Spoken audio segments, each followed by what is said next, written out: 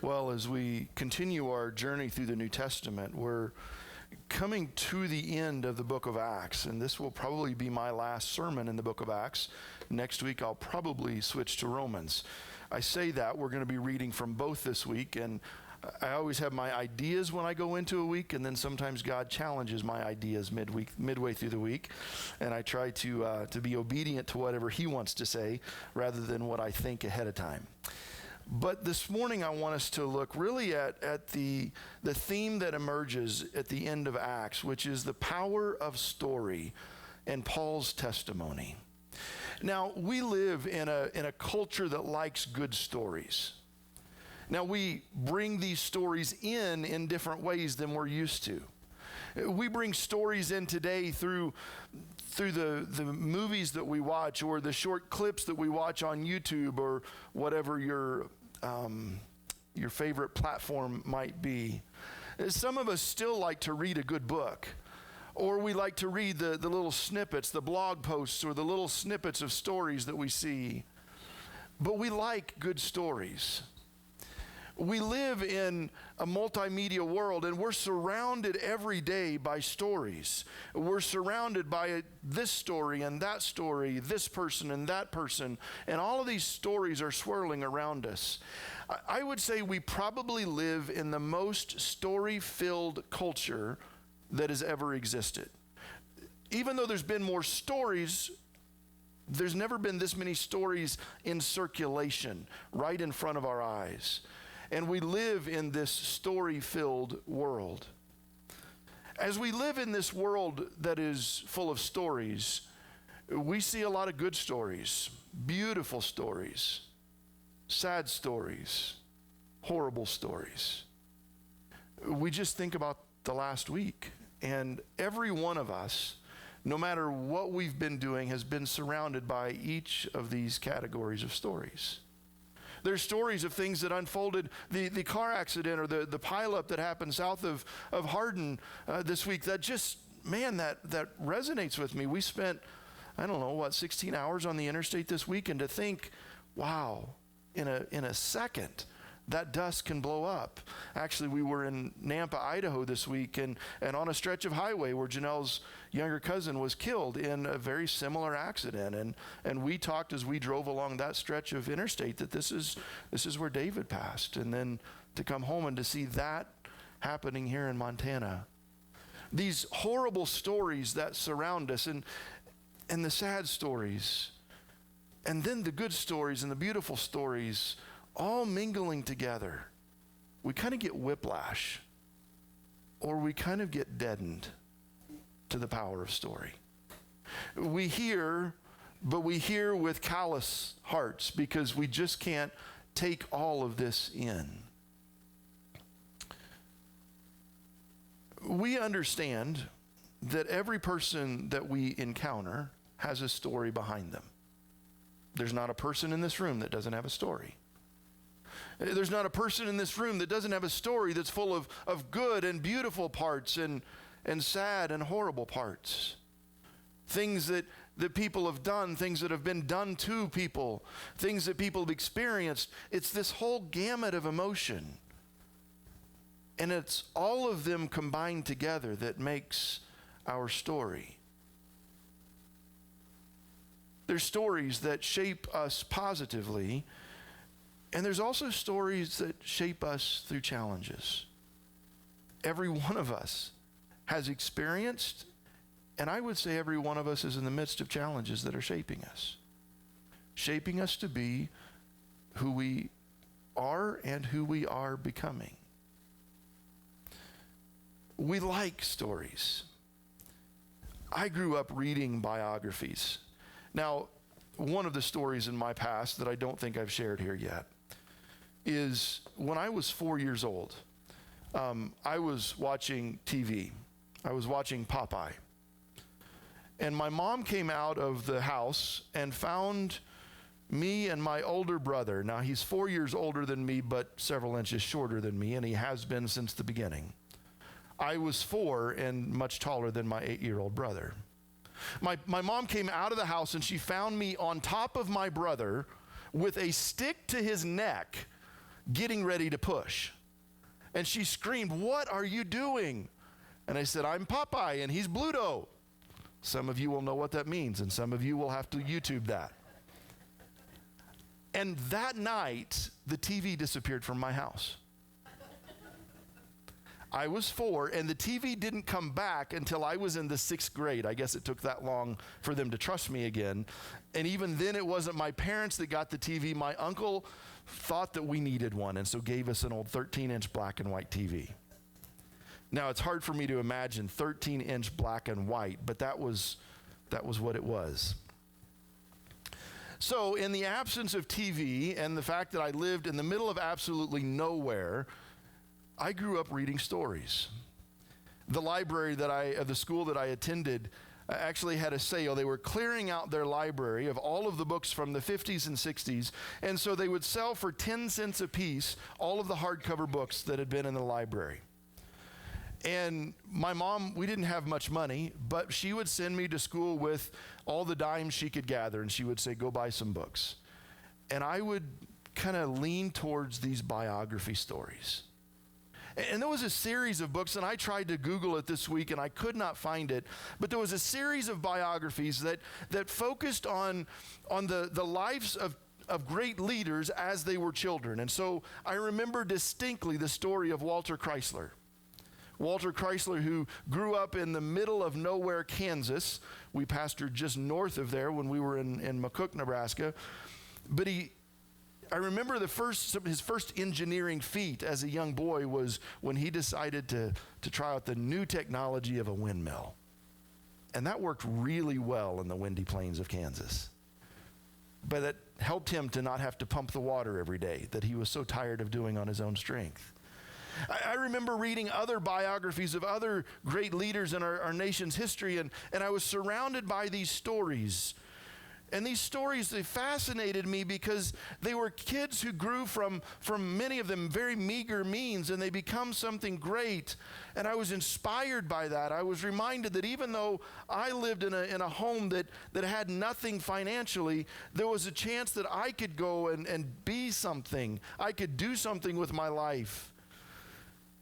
I was inspired by these stories, and I surrounded myself with them. I actually looked, after my dad died, my mom wouldn't let me have any of the pictures, but she let me have the negatives from the pictures. So a few years ago, I spent hours scanning in negatives to try to get pictures of my life. And I found a picture of me curled up in a chair reading one of these biographies. And I thought about showing you that picture, but I thought my daughters are in the room. And it's one of those pictures that the sweatpants I was wearing and the socks that I had up over the sweatpants, yeah, I couldn't share that picture. But even as I was in those sweatpants I was being inspired by the story that I was reading. A fascinating story, and I don't even know which one it was then, but it was fascinating. Now, stories today start at the beginning, and that's, I think, what helps so much about reading these stories is I would read about these people who grew up in the locations not too far of them, many of them, from where I grew up. Abraham Lincoln was born and raised not too far from where I grew up in southern Indiana. His family left Kentucky and moved to Indiana for a while and then moved to Illinois. But every day as I rode my bus to school, I would pass signs that said the Lincoln Highway. Lincoln traveled through here on his early journey in life.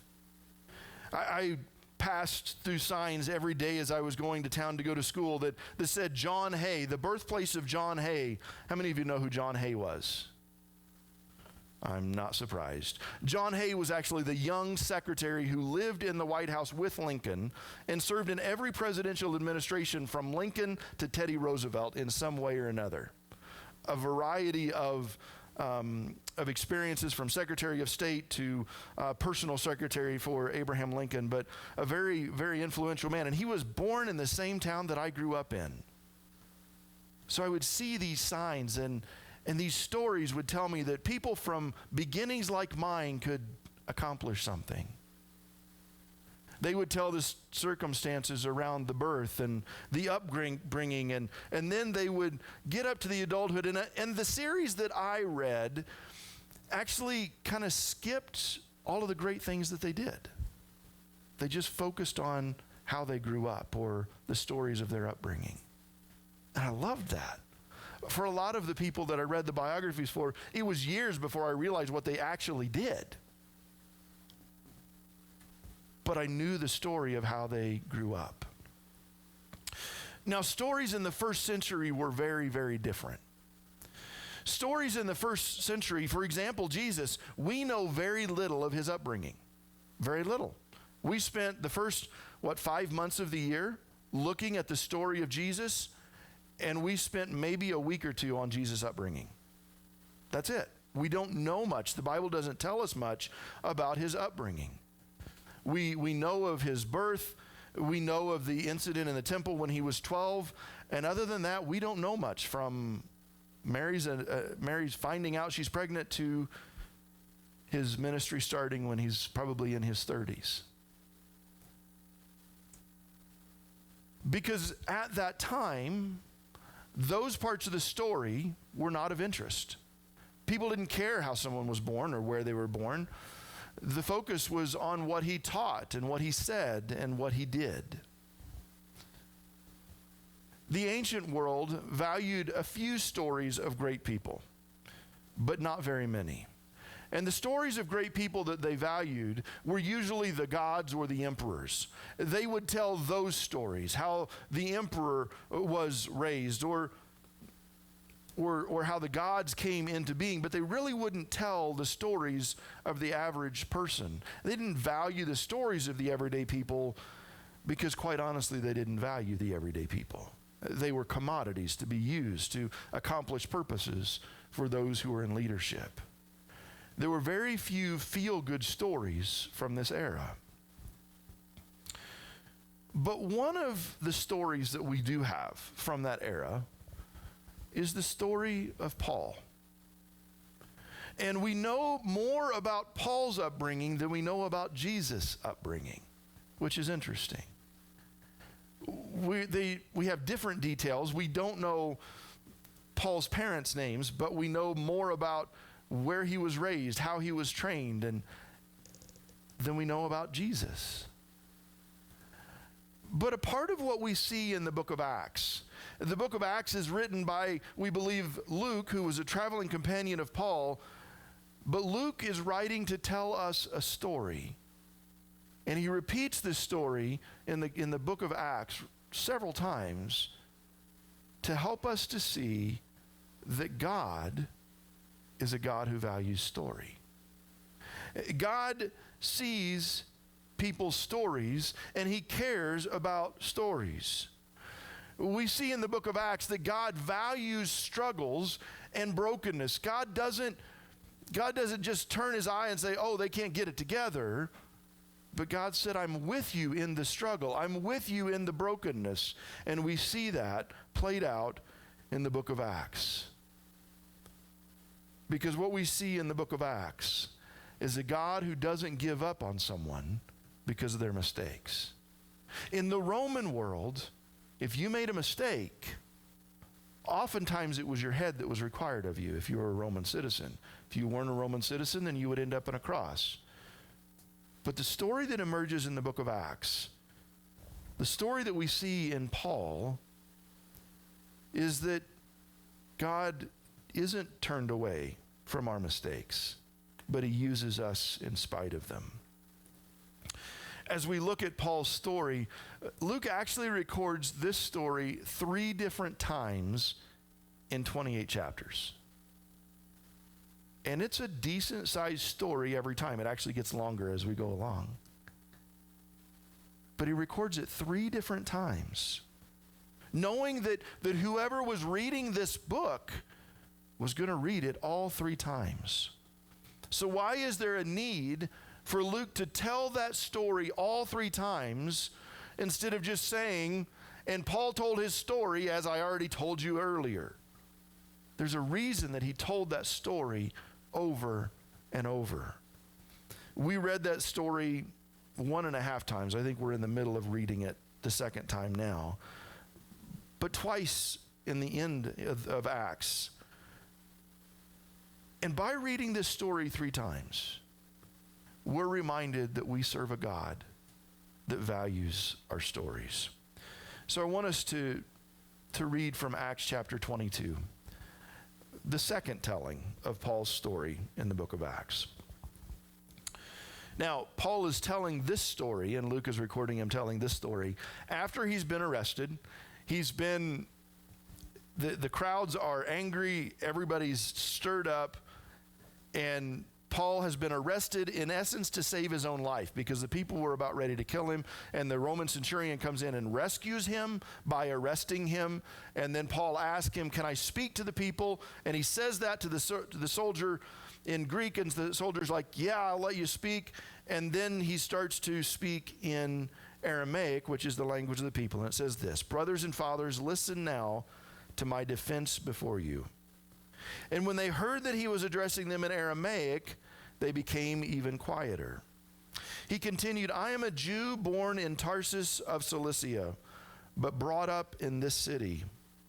I was educated at the feet of Gamaliel, according to the strictness of our ancestral law. I was zealous for God, just as all of you are today.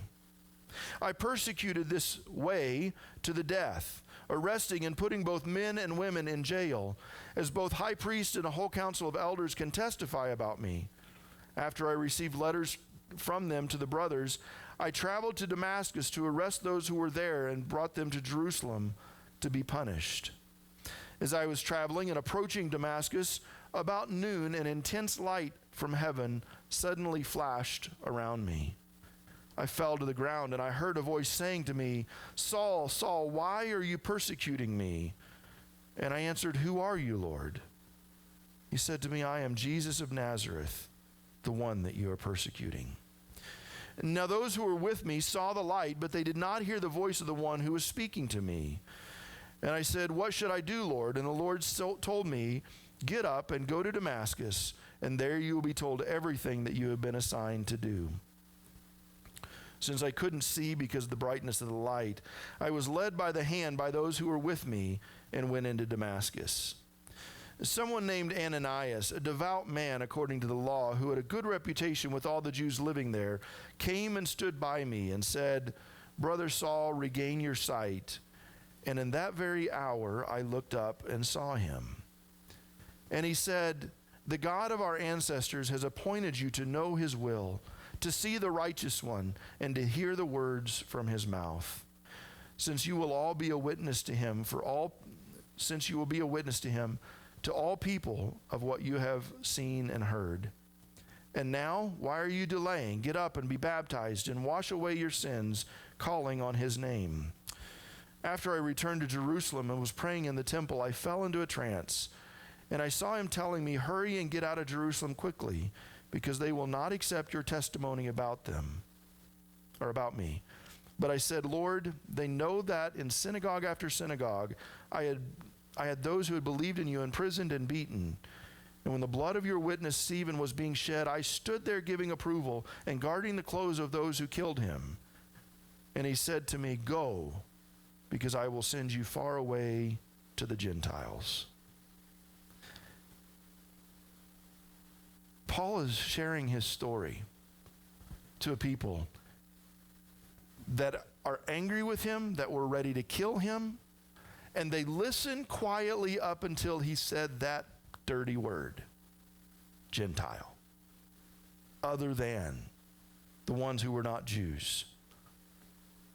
Luke continues, he said, they listened to him up to this point. Then they raised their voices, shouting, wipe this man off the face of the earth. He should not be allowed to live. And as they were yelling and flinging aside their garments and throwing dust in the air, they kept going, and the scripture ends there on the screen. This is an interesting story. Paul tells his story of good beginnings. He tells how his parents did everything right in raising their son. He was born in Tarsus, which wasn't in Israel. It was actually in modern-day Turkey. But he was born in Tarsus in the area of Cilicia, and he was sent to Jerusalem for his education.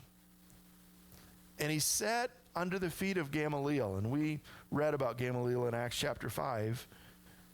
He was a very wise rabbi, one of the top of the day. And Paul, as he was raised under Gamaliel, was zealous to honor God. He was willing to go to any length to honor God, even to the length of arresting and murdering the innocent. The rest of Paul's story in this section is a story of misguided zeal. It's interesting that Acts tells us the story of Gamaliel standing up in front of the Sanhedrin in the beginning in chapter 5. And Gamaliel tells the rest of the Sanhedrin, brothers, listen to me. We see these two men before us, talking about Peter and John. They're men who have kind of challenged us by healing this man in the name of Jesus. And we've told them to stop it, and they haven't stopped it. We've beaten them, and they've not stopped. Maybe we just need to back up and say, what if they're right? What if we find ourselves fighting against God himself? Now, that's pretty profound wisdom for a Pharisee, probably the top Pharisee of that day, to be able to say, guys, we got to back up. Because either this is going to take care of itself on its own, and he lists several uprisings that had taken care of themselves, or we might find ourselves fighting against God himself. This was Paul's training. This was Paul's teacher. And we see Paul did the exact opposite. So after Gamaliel said, don't fight it, Paul decided to fight it. So the book of Acts tells us that Paul kind of cleared out Jerusalem. All the believers except for the apostles were chased out of Jerusalem because Paul was so zealously hounding them and arresting them and putting them to death for heresy. And after he cleared them out of Jerusalem, because Paul didn't like to be bored, Paul said, I'll chase them to wherever they went. And so he chases them to Damascus. He gets permission to go to Damascus and arrest them and haul them back in chains to Jerusalem to stand trial if by chance they survived. And while he's traveling to Damascus, this amazing story of Jesus knocking him off his donkey and the light that shines and gets Paul's attention. And all of this misguided zeal now changes direction and becomes a story of redemption. A story where Jesus took the zeal that Paul had and turns it into the right direction, where he speaks truth to his misguided convictions. And he leads a guy named Ananias. This is all we know about Ananias. And Ananias shows up and prays for Saul. And then he's baptized by the ones he came to arrest. What a story of redemption. That the ones he came to arrest and haul off in chains now lower him into the water and give him that new birth, that new life. And then his story becomes a story of purpose. Ananias told Paul that God had called him for a reason. It wasn't just because God was bored. That there was a reason, there was a purpose for God to speak to him. That Paul was to be a witness for Jesus Christ. That he was going to be rejected by his own people. And he was to take that message to the Gentiles. Now, everybody in Jerusalem at this point is okay with Christianity. Christianity in and of itself, they've kind of gotten past their anger with Christianity. They're not as upset with Christians, except that Christians took their message of them being the chosen people of God. And Paul took that message and said, God redeems stories that are outside of us. God redeems stories that are not just people who grew up looking like us. God redeems what the Jews considered the outcast. And that story of Paul sharing that God offered hope to those who were not Jews led to his rejection. And as soon as Paul mentioned the word Gentiles, his sermon was over. He didn't get to say any more about his story. Or if he did, Luke couldn't hear him over the crowds and didn't record it. Now, this isn't the first time that Paul had been rejected. We're going to read as we go through, especially Corinthians, that he's been beaten in many of the towns that he preached in. He's been robbed, he's been shipwrecked, he was stoned once. His ministry has led to a life of rejection, most likely his own family rejecting him. I think we're going to see some of that as we read through Romans. But as a story, even though it was a story of rejection, it was a story that was valuable. With all the brokenness, with all the rejection, God valued Paul's story. I want you to think about that for a minute. With all the brokenness, with all the rejection, the fact that everybody that Paul knew in his life before being blinded and knocked off his donkey, everybody that he knew before that rejected him. Everybody. And they wanted to kill him. With all of that, God valued Paul. God valued his story. God didn't reject Paul and say, I'm sorry, Paul, you don't have the people skills that I want. I need somebody who can still get people to like you even though you're preaching something that's different than what they want to hear. God said, let me show you that I value your story. I think the beautiful part about this in the book of Acts is that it reminds us that God values our stories too. Whatever we've been through, whatever we've faced, if we had the time today, we could go around this room and every one of us could share stories of brokenness. Every one of us could tell stories of how we've been rejected. And if you're anything like me, you can tell stories of how you deserved it. I can tell you stories of how I've stuck my foot in my mouth and I deserve to be treated the way that I was treated. I can also tell you stories of where I was trying so hard to do the right thing and it was misinterpreted and I ended up being rejected for that too. Every one of us has a story that's full of brokenness. It's full of rejection. We look back through our upbringing, and I spent time this week working on my sermon. I was trying to find that picture, and I remembered enough of that picture to know that I had it. I didn't remember where it was. But I went through all of the pictures that I have of my childhood. It was in the final folder, meaning that I had like 4 folders of these pictures. It was in the 4th folder of pictures.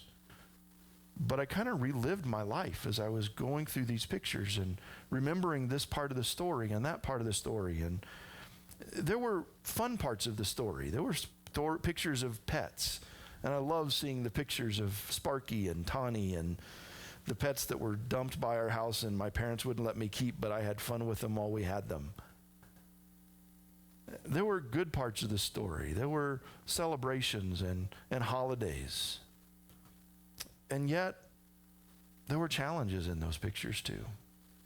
There were times that I could look at the picture and I remembered the story that was taking place. It was supposed to be a joyful situation, but I had just gotten in trouble and I was miserable.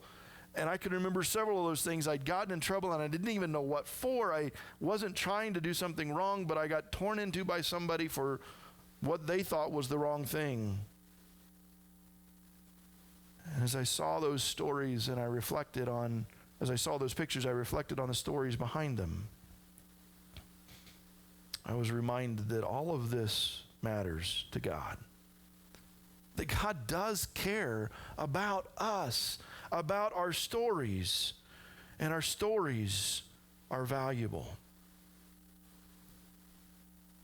One of the assignments I give both to my master's students and to my doctoral students is I tell them that they need to look back at their life and find some parts of their story that they may not like to look at, but see how that shaped them and how that formed them.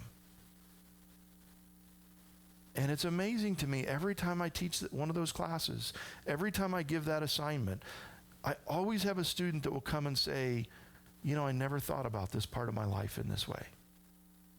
I never thought about how God has used this to shape me so that I care about this group of people, or I care about this leadership issue in a way that I never had before. That challenging time, that painful time that I experienced.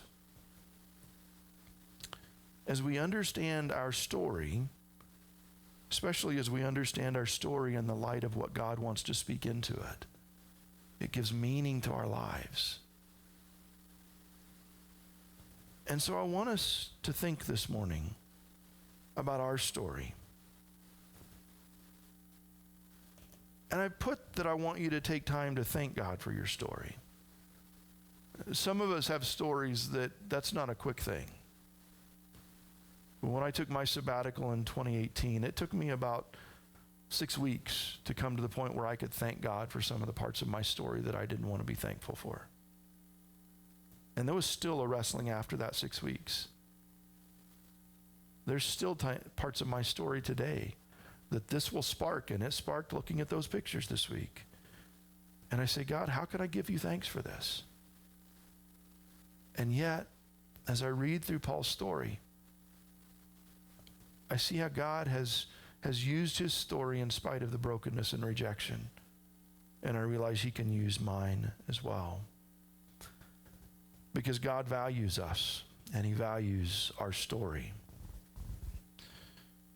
One of the things that I saw as I went through the pictures this week was that we ate a lot. Or at least that's when we had tended to have the camera out. It's worse today with our cell phones, and we take pictures of our food. We didn't take pictures of our food. You didn't waste film on that.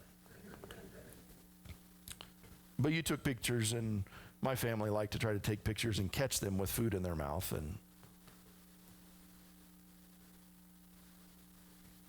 meals are reminders for us. There's a special meal that reminds us of a story. Jesus, on the last night of his time on this earth with his disciples, prepared a meal. And this meal, he told his disciples, I want you to remember this. I want you to think about this meal differently than you've ever thought of this meal before. They had celebrated this specific meal every year of their life. That was a Jewish tradition. They always celebrated the Passover. But he said, I want this meal to be different. I want this meal to be special. It was a meal that changed meanings from just being a story of their rescue from the Egyptians to their rescue by the grace of God through the blood of Jesus Christ. It was a meal that was to remind them of his love, and he started the meal by showing them his love by washing their dirty, stinky feet and gathering around the table. And he knew what was going on. He knew that there was one of the people at that table that very night was going to betray him to death. And Jesus still served Judas. It was a meal that was to remind them of Jesus' story. And it's a meal that we're invited to today. And in light of Paul's story that we've read or will read 3 times in the last month and a half, in the light of reading the story of Jesus giving this meal 3 times already this year, I want us to think about that story or that meal as a reminder of the story. As a reminder that Jesus' brokenness speaks to ours. That his willingness to be broken for us was his choice, speaks to the brokenness that we didn't choose. His willingness to go to the cross, to intentionally push the buttons of the Pharisees and the Sadducees to make sure he ended up on the cross. His willingness to not say a word in his defense that allowed him, or that caused him to go to the cross. He took on brokenness so that he could relate with ours. A reminder that his story gives meaning to ours. And this meal also reminds us that we're a part of a bigger story. So I want us today to gather around the table, and Drex, if you would come, Bryce, if you would come.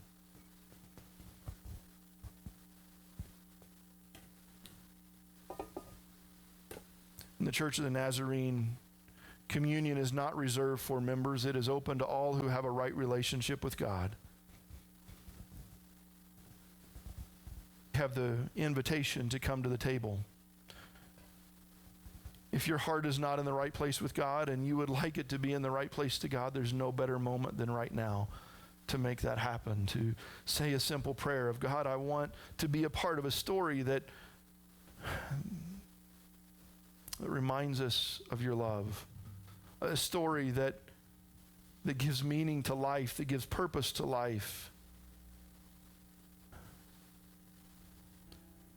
A story that says you can take broken things and make them useful again. On the night that Jesus gathered with his disciples, he pulled them into the upper room. He took the bread and he broke it and he said, this is my body which is broken for you. And then he took the cup and he said, this is the blood of the new covenant which is poured out for you. And he said, do this in remembrance of me.